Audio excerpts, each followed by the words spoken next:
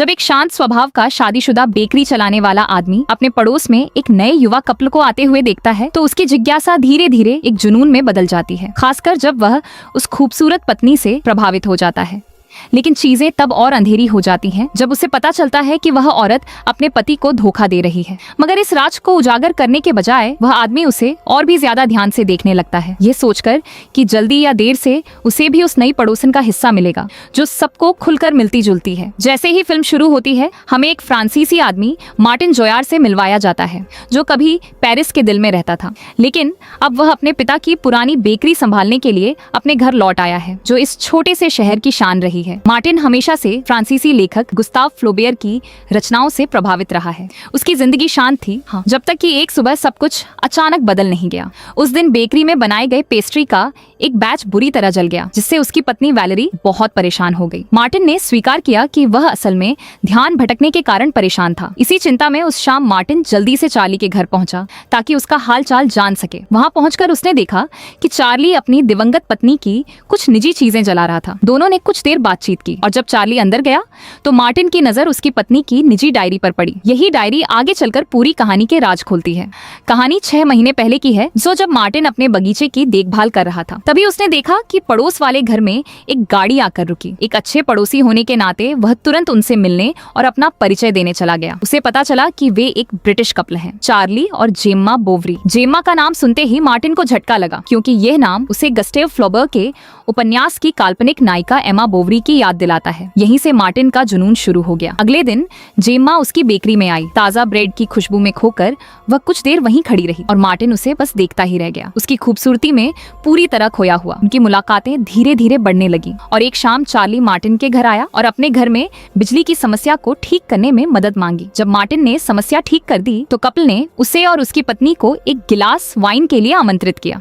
हालांकि बातचीत ज्यादातर वैलेरी और चार्ली के बीच चल रही थी, लेकिन मार्टिन की नजरें सिर्फ जेम्मा पर टिकी थी। उसके मन में जेम्मा एमा बोवरी बन चुकी थी, एक ऐसी औरत जो उबाऊ जिंदगी में फंसी हुई है और कुछ नया चाहती है। जेम्मा के हाव भाव और उसके चेहरे के एक्सप्रेशन उसे उसी किरदार की याद दिला रहे थे। लेकिन यह शांत माहौल तब टूट जाता है जब अचानक एक चूहा फर्श पर दौड़ जाता है। जेम्मा डरकर चीख पड़ती है और कहती है कि उसे चूहों से बहुत नफरत है और वह राइट पॉइजन लाने वाली है। यह बात मार्टिन को काफी परेशान कर देती है और वह उसे घर में ऐसे जहरीले पदार्थ इस्तेमाल करने के खतरों के बारे में चेतावनी देता है। इस मुलाकात के बाद मार्टिन का जेम्मा के प्रति आकर्षण और भी गहरा हो जाता है। वह उसे और ज्यादा ध्यान से देखने लगता है, कभी अपनी खिड़की से तो कभी जब वह बेकरी में आती है। एक बार उसने जेम्मा को किचन में बुलाया ताकि वह खुद बेकिंग करके देख सके और वहाँ किचन में मार्टिन उसे गहरी चाहत और लालसा के साथ ध्यान से देखता रहा। कुछ दिनों बाद जब जेम्मा फिर से बेकरी में आती है तो एक अमीर कपल उससे मिलता है और उसे और उसके पति को काम का ऑफर देता है। वे कहते हैं कि जेम्मा उनके लिए इंटीरियर आर्टिस्ट बन सकती है, जबकि चार्ली उनके एंटीक सामान की मरम्मत करेगा।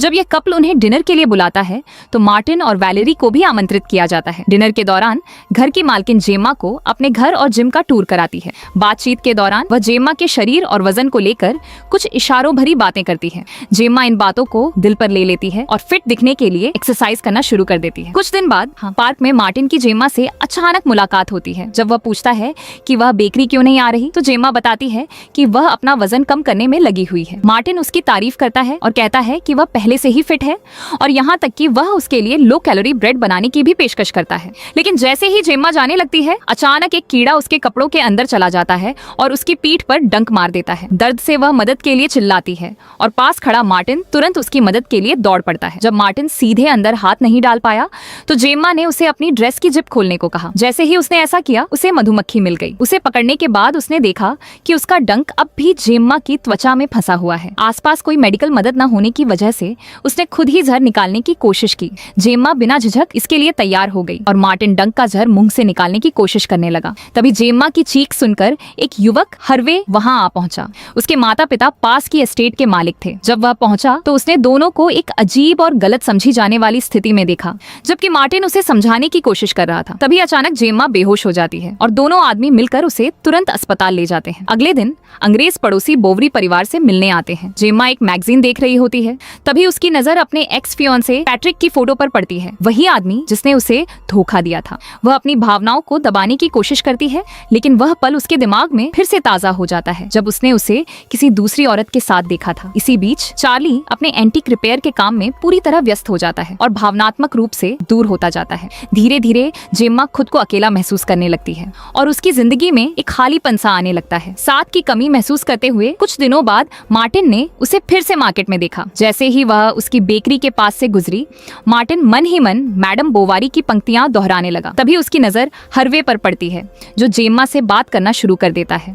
बाद में दोनों एक दुकान पर फिर मिलते हैं, जहां हरवे उसे एक वाइन सुझाता है और अपने फैमिली एस्टेट आने का न्योता भी देता है। उसी शाम जब मार्टिन घर लौट रहा होता है तो वह जेम्मा की कार देख लेता है और उसका पीछा करने लगता है।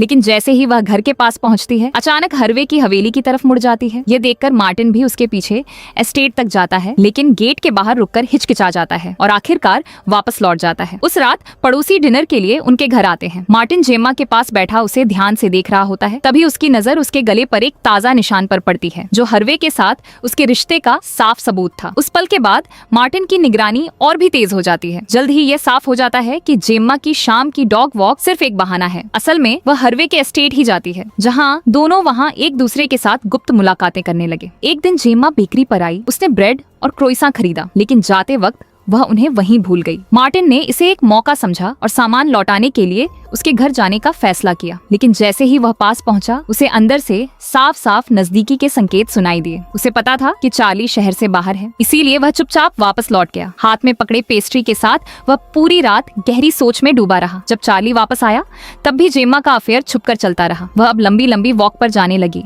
और चार्ली भले ही खामोश था, लेकिन उसे एहसास होने लगा कि उसकी शादी धीरे धीरे टूट रही है। एक दिन जब जेम्मा हरवे के घर गई तो दोनों फिर से करीब आए। उसी दौरान गलती से जेम्मा ने हरवे की माँ की एक कीमती पोर्सिलीन मूर्ति तोड़ दी। कुछ पल के लिए दोनों रुक गए, लेकिन हरवे तब शांत हो गया जब जेम्मा ने कहा कि वह इसे अपने पति से ठीक करवा देगी। इसके बाद वे फिर से अपनी नजदीकियों में खो गए। इसी बीच मार्टिन के दिमाग में सिर्फ एक ही ख्याल चल रहा था, कैसे जेम्मा और हरवे के इस रिश्ते को खत्म किया जाए, जो शुरुआत में सिर्फ एक आकर्षण था, अब एक खतरनाक जुनून में बदल चुका था।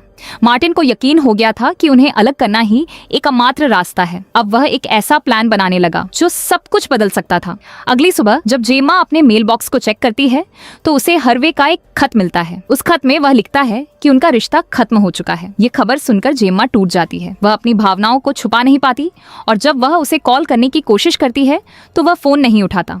घबराकर वह सीधे हरवे के एस्टेट की तरफ भागती है, लेकिन उसे यह नहीं पता होता कि उसी समय हरवे अपनी माँ की डांट सुन रहा होता है, जो अभी अभी घर लौटी थी। वह सिर्फ उसकी पढ़ाई को लेकर ही नाराज नहीं थी, बल्कि इसलिए भी गुस्से में थी क्योंकि उसकी कीमती पोर्सलीन मूर्ति गायब थी। जैसे ही जेम्मा गेट तक पहुंचती है, उसे हरवे का मैसेज मिलता है कि उसे वापस पेरिस जाना पड़ रहा है और वह उनके प्लान किए गए लंदन ट्रिप पर नहीं जा पाएगा। घर लौटकर जेम्मा अपने पति से बात करने का फैसला करती है, लेकिन चार्ली पहले से ही सब कुछ समझ चुका होता है। आखिर में वह चुपचाप अपना सामान पैक करता है और घर छोड़ देता है, क्योंकि वह ऐसी पत्नी के साथ नहीं रह सकता जिसे वह अब अपने लिए प्यार करने वाली नहीं समझता। अगले दिन मार्टिन को जेम्मा का कुत्ता इधर उधर भटकता हुआ मिलता है। वह उसे घर छोड़कर आता है। जेम्मा उसका शुक्रिया अदा करती है और उससे एक खत को ट्रांसलेट करने में मदद मांगती है जो वह लिख रही होती है। लेकिन मार्टिन जो एक बार फिर उसकी मौजूदगी से विचलित हो गया था, ध्यान लगाने की कोशिश करता रहा, लेकिन सफल नहीं हो पाया। तभी उनका शांत पल अचानक टूट जाता है जब एक चूहा फर्श पर दौड़ता हुआ निकल जाता है।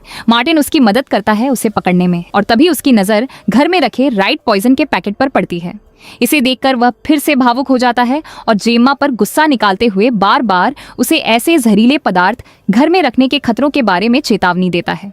आखिरकार जब चार्ली अब उसके साथ नहीं होता तो जेम्मा अपने अंग्रेज पड़ोसियों के साथ ज्यादा समय बिताने लगती है।